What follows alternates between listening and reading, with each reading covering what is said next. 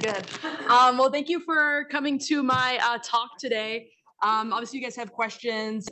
Feel free to save them to the end. I think we'll have plenty of time. I'll probably talk for about 25, 30 minutes, and then we'll kind of go from there. But I'm pumped to talk about the transformative power of exercise. I have no disclosures, but one disclaimer. This talk is going to be from the lens of a primary care physician. That's what I do. That's the heart of my work. And so while I'm not a Zumba instructor, we got a Zumba instructor in here somewhere, I'm not a personal trainer. I was a former athlete, but I'm sure there are people in this room that know a lot more about exercise than me. But the lens that I want to speak to you guys through today is about preventative health. In what ways can exercise impact our health and well-being, not only actively, but for prevention in the future? And I think it'll be an exciting talk where we can kind of talk through those things. And I know everybody in this room just has tons of time on their hands. I know myself too. I feel like I've got a 3-in-1 job, and I've got tons of time to just be thinking about exercise. I know that's not the case. I know that when you're done at the end of the day, even if you're working just normal hours Monday to Friday, you're doing stuff with work at home, you've got family, you've got other commitments, and a lot of times the last thing on our mind is like, how am I going to get exercise, or how am I going to get some physical activity in my day? And so I do want to be able to talk to you guys a little bit about some practical strategies and maybe incorporating exercise into family life or incorporating it into your workday, so that you're kind of meeting the preventative health guidelines for exercise. Now, as I was prepping today's talk, I was thinking about, patients that I've seen in which, transformation in their lives through exercise. I was also thinking about my personal experience with exercise and my family too. I know we've got faculty and staff in the audience here, and as I was prepping, I called my mom, who's a faculty member at Colorado State University in Fort Collins, Colorado, and my dad is a staff member at University of Colorado. And I was asking them, if some random young, I look like I'm about 18 years old, some random young doctor was coming in to talk about exercise to faculty and staff, like, what would you want to know? What are the things that you think you would benefit from in that talk? And a few things she said to me is, why does it matter? How can we make it fun? How can you squeeze it into a busy day? How can you get support within the university or within the medical center or the health plan? Like, what benefits are there that could help us get more exercise? How can we exercise within the workday and with family? How can we teach our kids how to live a healthy lifestyle through the actions that we do day to day? And so I think we'll be able to hit on a lot of those points today. And to start, I just want to go through a few basic objectives. So we're going to review the evidence behind the importance of exercise for general well-being, cardiovascular health, bone health, and mental health. We're going to review something called the FIT mnemonic and an exercise prescription as a method for starting an exercise program. We're going to understand how to reduce risk during exercise. We're going to discuss strategies for incorporating exercise into a busy life. And then we're going to answer the ever elusive question of, how do I maintain motivation? So how active are we? Just a few statistics here. So worldwide, about 1 in 4 adults is physically inactive. And the percentage of time spent in sedentary behaviors is increasing. Some studies estimate that about 19% of females and 26% of males meet criteria for sufficient physical activity. So I think the point here is, like, if you're feeling like you're not physically active, you are definitely not alone. And sometimes there's power in numbers. And I think we'll talk about ways in which we can incorporate colleagues and incorporate family and friends into the workouts that we do that can make it more fun and can keep the motivation going. This is just a table of all the potential health benefits of exercise. I would also say here, these first 5 to 7 slides, it's not going to be a surprise to you, right? Like, we know exercise matters. We know exercise is great for health. But I do just want to address just the amount of things that can be impacted through regular exercise. We're going to talk a little bit about how it lowers the risk of all-cause mortality. It lowers the risk of cardiovascular disease mortality and cardiovascular disease in general, heart disease and stroke. Lowers the risk of hypertension, type 2 diabetes, and adverse cholesterol panels. There's actually some good data that it can lower the risk of certain cancers. You can have improved cognition, improved memory, reduced risk of dementia. And then the mental health factors, I think we can't ignore. We definitely have, there's lots of studies that will look at that show a reduced anxiety, risk of depression. You get better sleep when you're working out regularly. And then, of course, if a goal is weight loss, exercise can be a component of that goal. And I think when I'm talking to my primary care patients, I'm always trying to find out what their goals are with exercise. For some people, that's just getting out and moving, standing more at work. For some patients, that's weight loss. And if a goal is weight loss, the combined effect of decreasing caloric intake with getting more caloric output with exercise gives you that kind of exponential benefit. I usually tell my patients, like, just working out a ton, you're probably not going to lose a lot of weight. But if you can combine those two factors where your calorie output is high and your calorie input is lower, that's when you start to see sort of that exponential benefit of the two together. We know that there's improved bone health, lower risk of osteoporosis with exercise. And we know that those things can then lead to a lower risk of falls, better balance if you're working out more. And then, of course, the risks associated with falling, fractures, those kind of things. So this isn't news to anybody here, but there are a ton of health benefits to exercise. This slide was really interesting to me as I was prepping for the lecture. I had kind of forgotten. It was a nice reminder that we can literally decrease mortality by being active, even by just standing. So just a few factors here. Sedentary lifestyle may be an even stronger predictor of mortality than established risks such as smoking, hypertension, and diabetes. So I think that's a pretty powerful statement. We'll talk here in a minute that sedentary, the definition of sort of sedentary lifestyle is sitting for 8 or more hours a day. We know unfit individuals have a mortality rate that is 2 to 3 times higher in comparison to their fit counterparts, regardless of risk profile, body habitus, or cardiovascular disease. And then there was a big 2015 meta-analysis that showed prolonged sedentary time was independently correlated with an increase in mortality, diabetes, and cancer incidence at all levels of physical activity. And several analyses showed that daily sitting time of more than 8 hours is associated with increased all-cause mortality, but that risk was eliminated with 60 minutes of moderate intensity activity per day. That's pretty powerful. And moderate intensity, let me define that for you. What the American Heart Association defines as getting your heart rate up a bit, but moderate intensity activity is walking and still being able to talk or sing with someone that you're next to. So you're not, moderate intensity doesn't mean you're like going for a 10-mile run. Moderate intensity means you're walking briskly, you're still able to talk to somebody. And so I think we'll find that there's pretty easy ways to get moderate intensity activity throughout your day. Cardiovascular health, we know that there's a ton of positive impact for cardiovascular disease prevention with regular exercise. The American Heart Association, their recommendation for physical activity is 150 minutes per week of moderate intensity exercise or activity. So you could think about that as 30 minutes 5 times a day. 30 minutes 5 times a week. That'll get you up to that 150 minutes in a week. And so we know that if you're reaching that American Heart Association goal, that you're going to get improvements in your lipid profile. You'll get a reduction in your triglycerides, an increase in your HDL, which is the good cholesterol. It's the one that we typically want to be over 40 on your lipid panel. You can get a reduction in blood pressure by 5 to 15 points in your systolic blood pressure. Get a reduction in inflammation, including C-reactive protein, which can be implicated in cardiovascular disease, coronary artery disease, that kind of thing, and improved glycemic control. So getting to that American Heart Association recommendation of 150 minutes can have a lot of positive impact on cardiovascular health. We know that the evidence also shows your risk of dying prematurely declines the more physically active you are. Premature death is defined typically as one of 2 things: death before the age of 50, or dying from non-natural causes, so causes outside of age. So you'll see here on this graph that you've got your relative risk here on the y-axis. You've got your minutes per week of moderate or vigorous intensity physical activity on the x-axis here. And the steepest decline that we see is going from, minimal or no minutes to 90 minutes per week. You get this significant reduction in relative risk. So even getting to 90 minutes per week, you are making a big impact. So I think that's, and then it continues to decline the more and more that you're physically active throughout the week.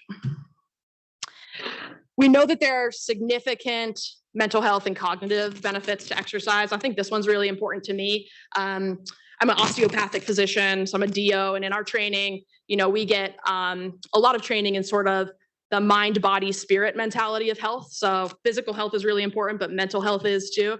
And then your belief system is important as well. And so I think the really neat thing about exercise is it kind of hits on all three of those factors when we think about well-being. This first study here, which looked at exercise and pharmacotherapy in the treatment of major depressive disorder. This was a randomized control trial. It compared the effects of exercise, medication, and a combination of both on treating major depression. And the study found that exercise alone and exercise combined with medication were effective in reducing the symptoms of depression. This study looked at the cognitive impact of exercise. It investigated the effects of aerobic exercise on brain structure and cognitive function. The results of this study showed that exercise training increased the size of the hippocampus, which is a brain region that's important for memory and memory performance. And then this study this was a review article. It presented a comprehensive theory on the effects of exercise on anxiety, depression, and stress. It suggests that exercise has a positive impact on psychological well-being by reducing stress, enhancing coping mechanisms. I mean, there are tons of studies that show the positive impact of exercise on mental health. So I think, again, another really important piece that we don't probably think about all the time. So like I said, nothing new here. Like no one came into this room expecting me to say that exercise is bad, right? So it's important, but how do we get started? You know, we see the evidence of how important it is for mind, body, spirit, but how do we get started in this? So this is oftentimes what I will use in the primary care setting with my primary care patients, is the FIT mnemonics. So frequency, intensity, time, and type. So frequency being how many times a week are we working out? Intensity being, or is it light? Is it moderate? Is it vigorous? Time being the time allocation you're going to give to that. And then the type. Are we walking? Are we running? Are we playing soccer? Are we cycling? Are we playing pickleball? That kind of thing. And if you can use this mnemonic, you can kind of come up with your baseline sentence of where you want to start with your physical activity and then build from there. So for example, I'm going to work out 3 days per week doing moderate intensity activity or moderate intensity walking for 30 minutes. And maybe this is your starting point. What I like about the FIT mnemonic is it's a quick thing that I can review with patients in office. It's easy to understand. And then I think the best part is you can build on this, right? Like once you've got your sentence of how you're going to start, you can then add as you feel more conditioned, right? So now you can add maybe an extra day per week, or if you don't want to do an extra day, you don't have time for that, maybe 1 day a week is going to be vigorous intensity exercise, or maybe we're switching walking to running to cycling, or maybe we're increasing the time. So it's a nice way in which you can kind of take one parameter out of your sentence and increase and build over time.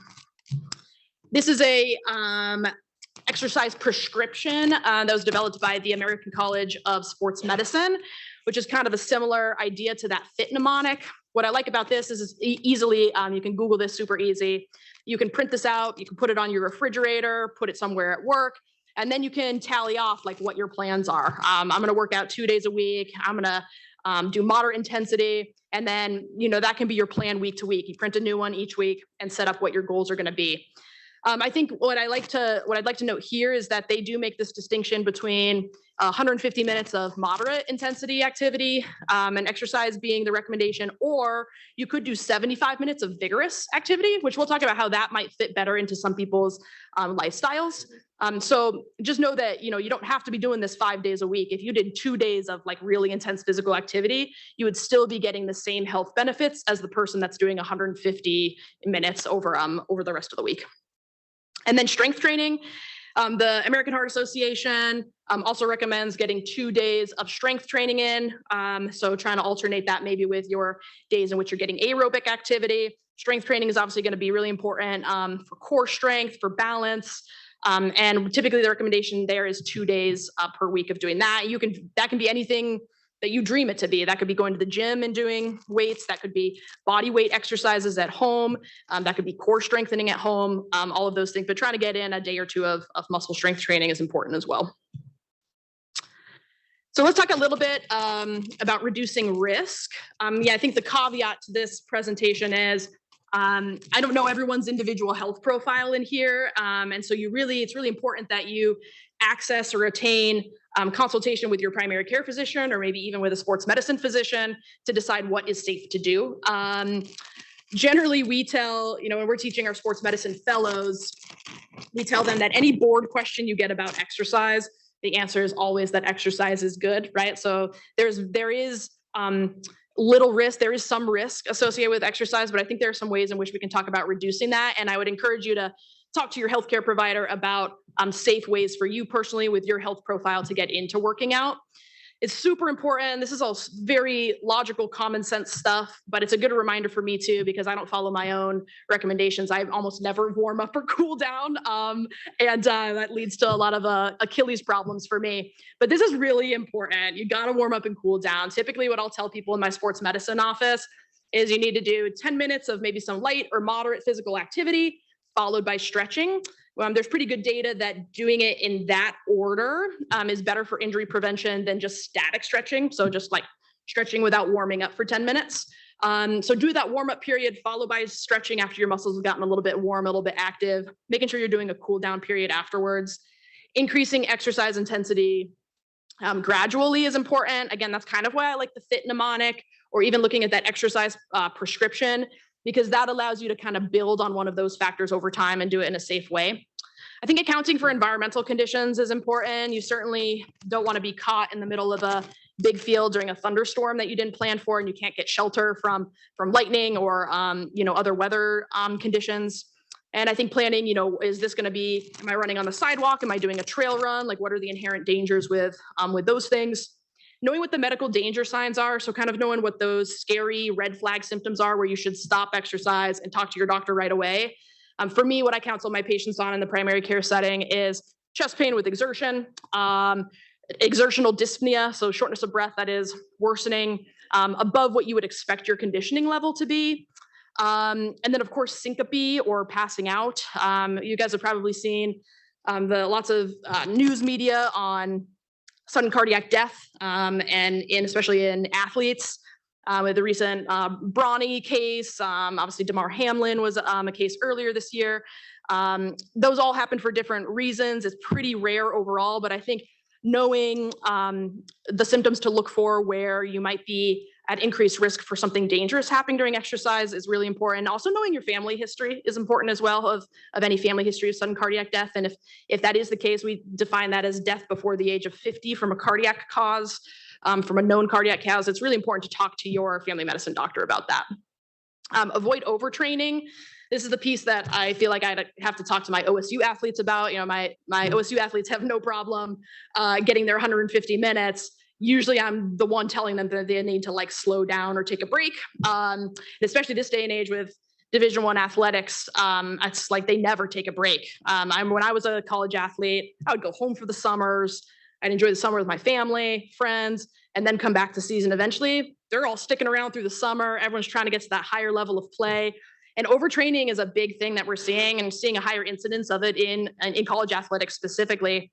And there is a phenomenon called overtraining syndrome, which is an actual medical diagnosis. And what happens with that is, with overworking one's body, the breakdown, you start to not only see decrease in performance, but you can actually see metabolic disturbances. You'll see electrolyte abnormalities. And then there's a ton of mental health factors that go along with that too. Increased depression, increased anxiety. So overtraining is a real thing that can happen if you're doing too much and not listening to your body. And then I think the other way you can reduce risk is having a primary care physician or having a sports medicine doctor that you can go to talk about risk. And having a sports physical therapist that can heal you from all of your sports related injuries. We always say in the sports medicine world that us physicians would be nothing without our physical therapists. So establishing a good relationship with someone that can take care of you if you do get an injury is really important. So let's talk a little bit about maybe how we can get exercise into our daily life. So I like this idea. I do this at work every day, but using this workday walking routine. So the idea would be to start your day, maybe you park a little bit farther from the office and you walk 10 minutes to your work site. Maybe at lunchtime, if you get a lunch break, I know not all of us get lunch breaks, myself included, but can you walk 5 minutes away from the office, 5 minutes back to the office at lunch, and then take your 10-minute walk back to the car at the end of the day? That's 30 minutes of moderate intensity physical exercise. So you're getting your 30 minutes literally by just parking your car a little bit further away. And if you do that 5 days out of the work week, then you've got your 150 minutes, which are the recommendations from the AHA. You can exercise on the weekends. This is another strategy that I'll deploy because during the week, it's just impossible for me to find time to work out at the end of the day or before going to work. So if you simply cannot exercise during the week, you do it on the weekends. Do a 75-minute walk on Saturday or Sunday. We know that doing that will provide similar health benefits to doing the same total amount of walking during the week.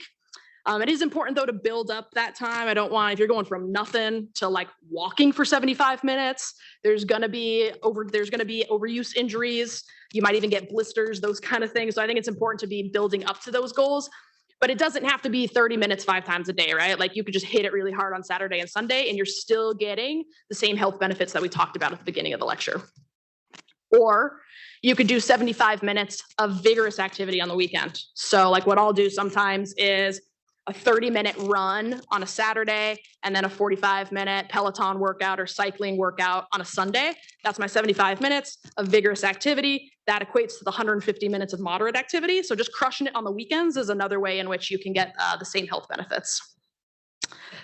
Other strategies, you can, like we just talked about, increase your workout intensity, find a partner. I think, obviously, accountability can be important with exercise. So having someone that you know is your go-to person and you guys commit together that you're going to work out 3 days this week can be really helpful. It also, which we'll see in a minute, there's good data to support that having someone to work out with increases your motivation and your compliance to the exercise routine as well. Exercising at home, and you don't have to have equipment for that. You can do body weight routines. I'll talk at the end about how you can get a health coach through the OSU Health Plan, and that person could probably talk you through what exercise you could do without any equipment at home. Or you could get exercise equipment at home, but that stuff can be expensive, no doubt about it. And there's good data to show that the motivation to use those home equipment options declines over time. You're like super, like when I got my Peloton, I was like crushing it the first 3 months. And now it's like a struggle to get on there once a week. It's just something that happens with home exercise equipment. But these are all ways in which you could maybe incorporate it into life. And then incorporating it into your family too. If you're taking the kids to soccer practice, is there a way in which you could do a few laps around the soccer field while they're there? I think that also just demonstrates, a good example to children as well, that like exercise is important. That's something that you do as a family. So these are all really great ways to try and get exercise into your daily life.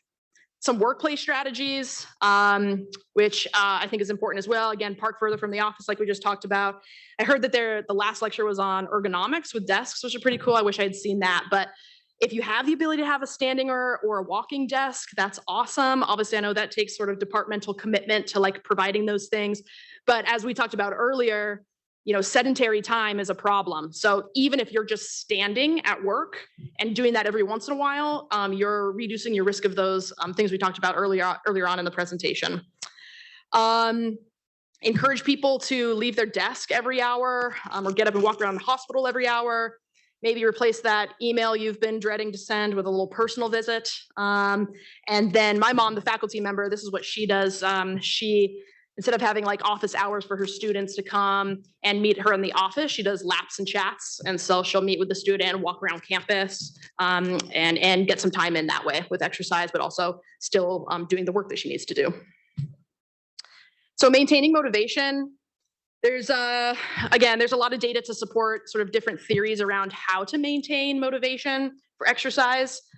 This first one talks, this is about intrinsic motivation and self-determination in exercise and sport. So the self-determination theory suggests that intrinsic motivation or doing something for the inherent satisfaction is more effective for long-term adherence to exercise. So finding enjoyable activities and focusing on the process rather than just the outcome can increase motivation.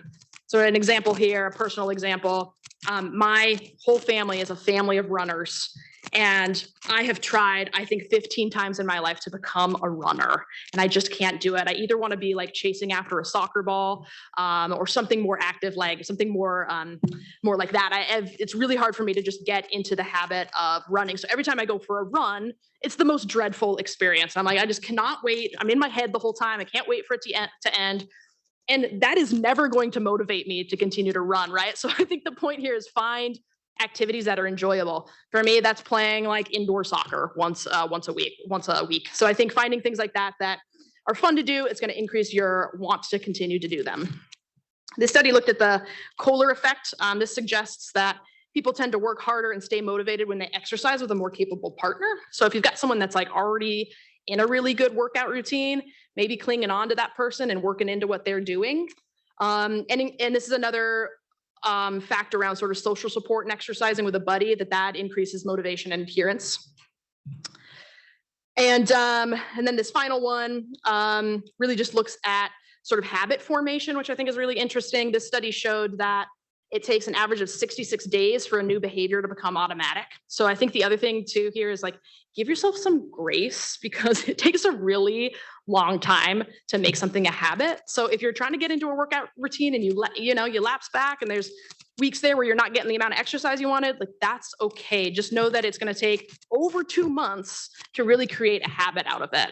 And just have that expectation in your head too, right? Like your motivation to exercise and to be adherent to an exercise program is going to take time.